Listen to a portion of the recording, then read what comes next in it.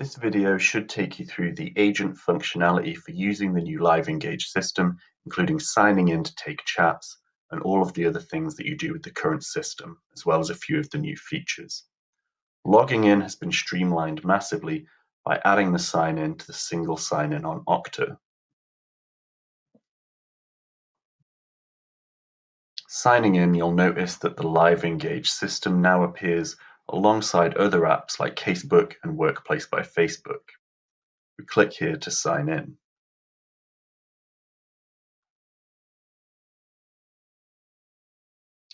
The first thing that you'll see upon signing in is the web visitors list. This covers a list of everyone who's currently visiting the Public Citizens Advice website and gives us bits of information about them, such as the country, what page they're on, what device they're using, and what browser they're using. This isn't actually where you accept chats, but it does give you a good insight into the numbers of people who are visiting our website and trying to access our service. When we're ready to take a chat, we would set our status to free. By selecting from the drop-down, we're given three options. Away, which gives us lunch, training, and meeting if I don't want to accept any chats. Back soon, if I'm willing to accept transfers or if I'm completing admin associated with a chat. And online when I'm ready to take a chat. If we go online and a client has submitted a request to chat, then this will appear here in the bottom left-hand corner. By clicking on accept, the system opens the chat window and we can now see the chat window to chat with the client. The transcript appears here in the top window and we're able to type our responses into the bottom. One of the benefits of the new system is that when the client is responding, we actually see three small dots in the bottom left-hand corner. So you should be able to see when a client is typing their response to you. If I want to send a link through to a client, I've got several different options for doing this.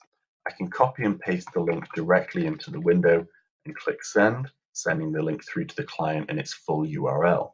Alternatively, I can click on the link tool and type in text that I want to change into a hyperlink for clients. I type the text in the top window and paste the link into the bottom.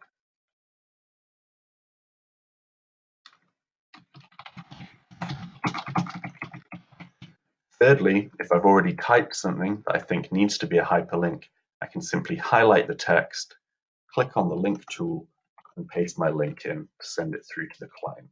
So you've got three options there for sending links to clients, all of which should be much smoother than the previous system. One of the features that you might notice is the smileys button.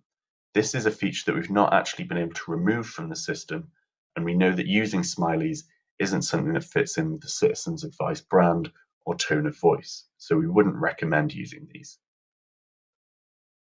If I want to transfer a chat through to another advisor or skill group, I click on this drop down here and select transfer. On doing so, I'm given two different options. I can transfer through to a specific skill, or I can transfer through to a specific agent. We would only recommend transferring through to an agent if you've agreed this with them beforehand. In transferring through to a skill, we'll transfer the client through to any agent who has that specific skill set.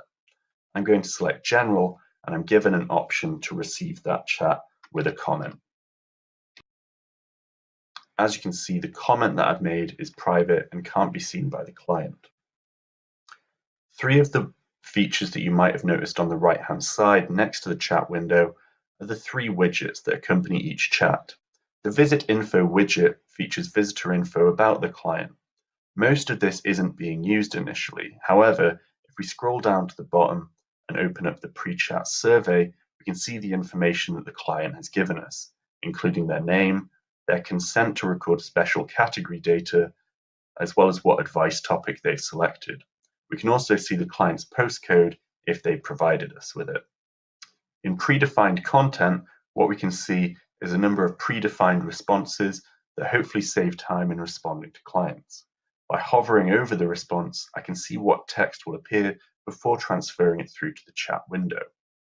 Once it's been transferred through, I can copy and paste or edit this text so that I can then send it through to the client. The third widget that you'll notice is the page navigation. This tells us the current page that the client is on, as well as the previous pages they visited on the Citizens Advice public website during that session. These should update in real time as the client moves from one page to another during the chat. When I'm ready to end the chat, all I would do is click on the drop-down and select End Engagement. I'll be given a short warning, and by clicking End Engagement, I've now disconnected from the client. In order to retrieve the transcript, I would click on the same drop-down and select Copy as Plain Text, and this can then be copied and pasted into Casebook.